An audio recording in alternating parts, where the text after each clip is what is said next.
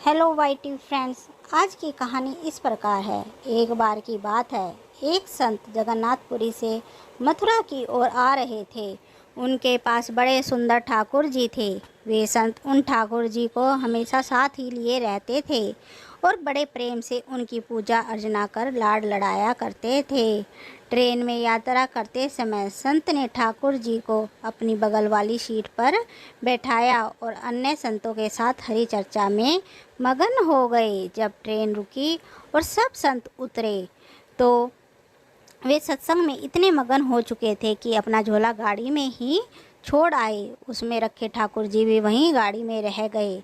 सत्संग की मस्ती के भाव में ऐसे बहे कि ठाकुर जी को साथ में लेकर आना ही भूल गए थे। जब बहुत देर बाद जब उस संत के आश्रम पर सब संत पहुँचे, भोजन प्रसाद पाने का समय आया तो उन प्रेमी संत ने अपने ठाकुर जी को खोजा और देखा कि हाय, हमारे ठाकुर जी तो है ही नहीं।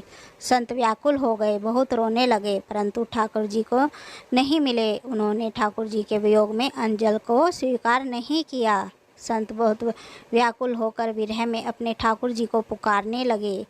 तब उनसे एक पहचान का संत बोला, महाराज, मैं आपको बहुत सुंदर चिन्हों से अंकित नए ठाकुर जी को दे देता हूँ।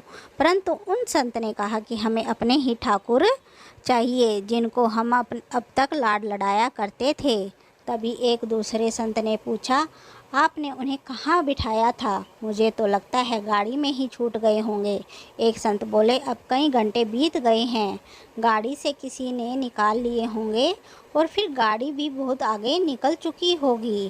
पर वह संत नहीं माने और कहा कि मैं स्टेशन मास्टर से बात करना चाहता हूँ। वहाँ जाकर सब संत उन महात्मा को लेकर स्टेशन पहुँचे। स्टेशन मास्टर से मिले और ठाकुर जी के गुम होने की शिकायत करने लगे। उन्होंने पूछा कि कौन सी गाड़ी से आप बैठकर आए थे।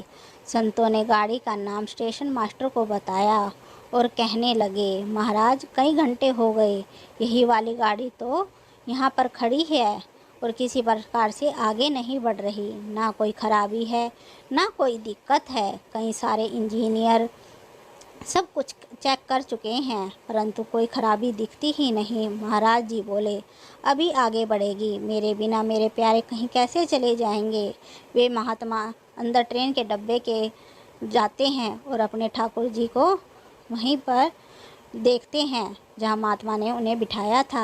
अपने ठाकुर जी को महात्मा ने गले लगाया और जैसे ही महात्मा जी उतरे, गाड़ी आगे बढ़ने लगी। ट्रेन का चालक, स्टेशन मास्टर और सभी इंजीनियर सभी आश्चर्य में पड़ गए और बाद में उन्होंने जब यह पूरी लीला सुनी तो वो गदगद हो गए। उसके बाद वे सभी जो वहाँ उपस्थित थे, उन्होंने अपना सभी ने अपना जीवन सेवा में लगा दिया।